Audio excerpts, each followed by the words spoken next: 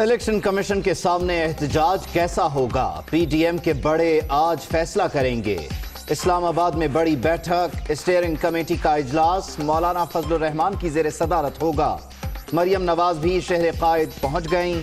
Power show में सिर्फ एक दिन बाकी।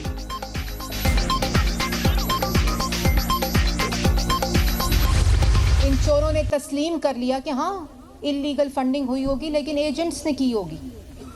तो इलेक्शन कमीशन को आप लोगों का पैगाम है कि फैसला हो चुका, तहरीरी फैसला लेने आ रहे हैं 19 जनवरी को, क्योंकि इतराफ़े जुर्म हो चुका। ये वही हिंदुस्तान और इसराइल से फॉरेन फंडिंग है जिसकी वजह से कश्मीर का सौदा हो गया। तब तक इलेक्शन कमीशन में मरियम नवाज के साथ खड़े होंगे जब तक हमारे हाथ में वो तहरीरी फैसला इलेक्शन कमीशन नहीं देगा। मंगल को फॉरेन फंडिंग केस का फैसला लेने आ रहे हैं। बाज़ाब्ता तहरीर मिलने तक इलेक्शन कमीशन के बाहर बैठेंगे। पीटीआई ने बाहर से माली मुआवनत का एतराफ़ कर लिया। कश्मीर का सौदा ऐसी फंडिंग का बदला है। 14,000 अरब का कर्ज लेने वालों ने मुल्क में एक ईंट तक नहीं लगाई। करप्शन के इल्जामात लगाने वाले खुद सबूत पेश नहीं करते। मरियम औरंगजेब के लफ्जी वार।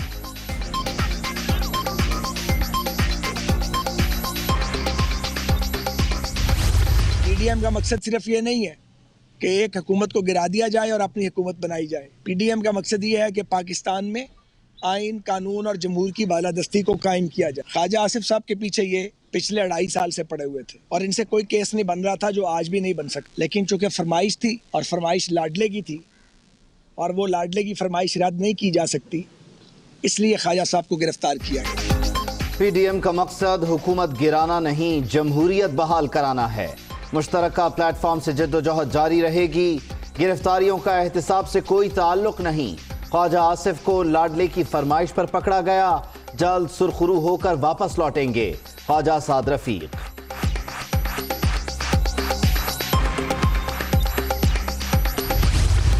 पीडीएम ये जो तहरीक है, ये जो थी, ये माजी का एक हिस्सा बन चुकी है। उन्होंने अपने तमाम पत्ते खेल लिए हैं। अब एक आखिरी पत्ता इनके पास रह गया है और वो इस्तेमाल करने जा रहे हैं। ये एहतजाज करने इलेक्शन कमीशन ऑफ पाकिस्तान के सामने आ रहे हैं। वो भी एक ढोंडी कोशिश है, इदारों को प्रेशर में लाने के लिए धमकाना चाहते हैं इदारों को। ये हमें फंसाते हुए खुद फंस गए हैं। ऑपोजिशन हमें फंसाने आई थी, खुद फंस गई। हुकूमत मुखालिफ तहरीक माजी का हिस्सा बन चुकी। पीडीएम आखिरी पत्ते खेलने जा रही है। मुल्क लूटने वाले एक छतरी तले जमा हैं। ये लोग जत्थे इस्लामाबाद लाकर इदारों को धमकाना चाहते हैं। मुखालिफिन को रुसवाई के सिवा कुछ नहीं मिलेगा। शिबली फराज की प्रेस कॉन्फ्रेंस।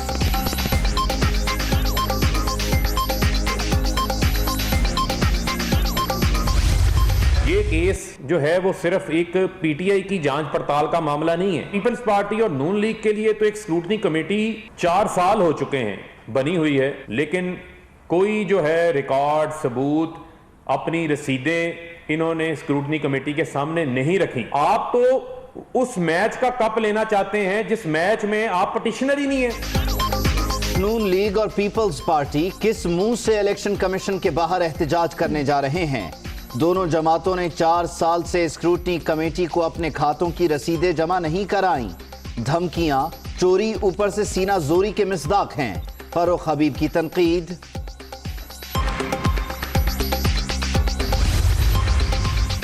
पीडीएम की सफों में मायूसी वाज़ेह। जेयूआई 2 धड़ों में बढ़ चुकी।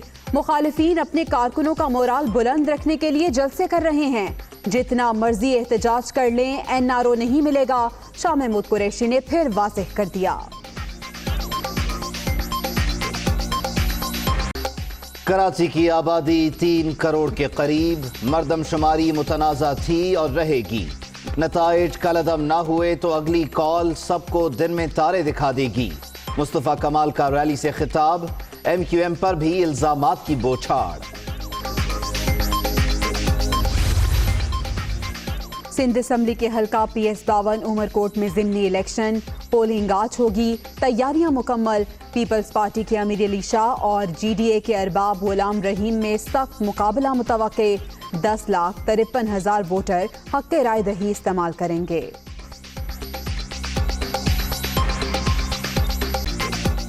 कोरोना की दूसरी लहर मजीद 43 जाने ले गई। 24 घंटे के दौरान 2521 नए मरीज रजिस्टर्ड। मुल्क भर में 5,19,291 शहरी मुहलिक वायरस से मुतासर। एक्टिव केसेस की तादाद 34,701 तक पहुंच गई।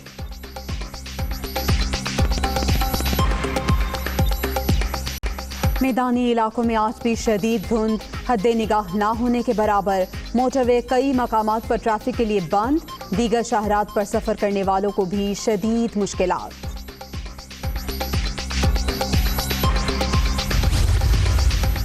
मुल्क के बेशतर इलाकों में शदीद सर्दी की लहर। पंजाब के मैदानी इलाकों में जिंदगी मफलूज। लाहौर में शिद्दत ज्यादा, इस्लामाबाद में कम। स्कर्दू में पारा -14, गुप्स में -12 सेंटीग्रेड तक गिर गया। अक्सर शहरों में बादलों के डेरे, पहाड़ों पर वक्फे से बर्फबारी।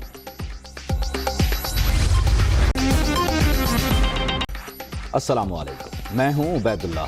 मैं हूं जवेरिया जैद। हेडलाइंस आपने जानी। बुलेटिन के आगाज में आपको बताएं, कोरोना की दूसरी लहर, 2 माह बंद रहने वाले तालीमी इदारे आज से खुलेंगे। पहले मरहले में 9वीं से 12वीं जमात तक तदरीसी अमल बहाल होगा। 1ली से 8वीं तक क्लासेज 1 फरवरी से शुरू हो जाएंगी। यूनिवर्सिटीज भी 1 फरवरी से खुलेंगी। तफसील क्या है, इसमा शौकत से जान लेते हैं। जी इसमा। जी बिल्कुल, तकरीबन 9 माह तक कोरोना की दूसरी लहर के सबब तालीमी इदारे बंद रहने के बाद जो है आज से 9वीं से 12वीं जमात तक स्कूलों में क्लासेस जो है वो बहाल होने जा रही हैं। 26 नवंबर से 24 दिसंबर और फिर 11 से 18 जनवरी तक ऑनलाइन क्लासेस के जरिए जो था वो तालीम दी जा रही थी। इसके अलावा क्लासेस अव्वल से 8वीं तक और हायर एजुकेशन की जितने भी क्लासेस हैं वो 1 फरवरी से बहाल होंगी।